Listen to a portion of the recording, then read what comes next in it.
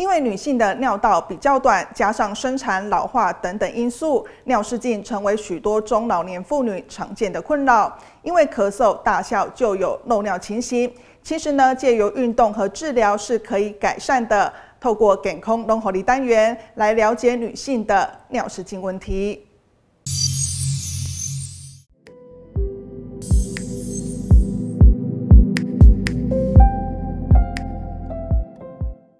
以漏尿来说，我们会做一个叫做缅甸测试的测试，我们可以发现到说，正常人是小于2克，我们是24克，表示说你漏尿的情况是比较严重的情形。透过尿路动力学检查，就可以知道有没有排尿障碍。根据统计显示，至少有15%以上的女性都有尿失禁的困扰。随着年龄的增长，比例上升到1/3以上，生产、老化种种因素都会是主要的原因。以女性来说，最常见的尿失禁的种类，就是所谓的应力性尿失禁，就是说我们女生在负压增加的时候会出现的漏尿，比如说你在咳嗽啊、大笑啊，或是跑步啊、跳跃的时候，会出现这个忍不住、憋不住的状况。主要其实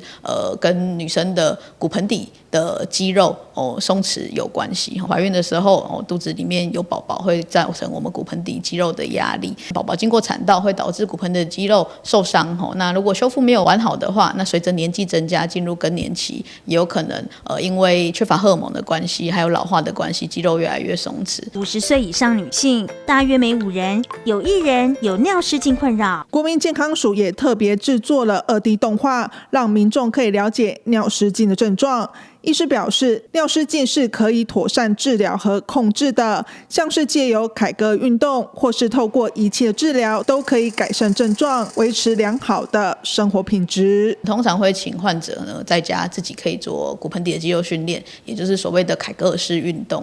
那他做的方式呢，就是会请患者，比如说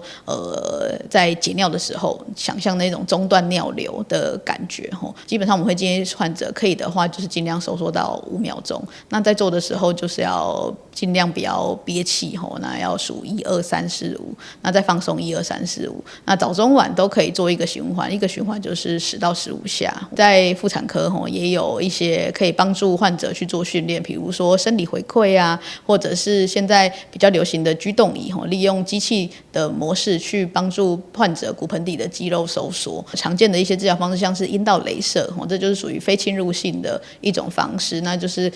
使阴道的胶原蛋白能够重生，让阴道的肌肉变得紧实，去改善这个松弛的问题。尤其是90%的妈妈在产后都有漏尿情形，特别是年长的妇女，以为年纪到了就会发生的症状，大部分会选择隐忍尿失禁所带来的困扰，甚至导致身心不适。医师就呼吁尽早寻求泌尿科或妇产科协助，才能够挥别尿失禁的困扰。主要影响到是我们的一些生理的情况以外，其实对于你的心理来说，有些人会觉得常常都会湿湿的啊，需要用护垫，那导致常常会有一些阴道瘙痒、会阴部瘙痒、感染的问题。那甚至有些人会因为这样觉得有一些忧郁的情绪啊，不敢出门，影响到他的社交的情况。这样就是靠一些运动或者是居动椅等等非侵入的方式去改善，甚至是治愈，甚至达到一个干爽的状态。除了凯格尔运动及寻求专业治疗，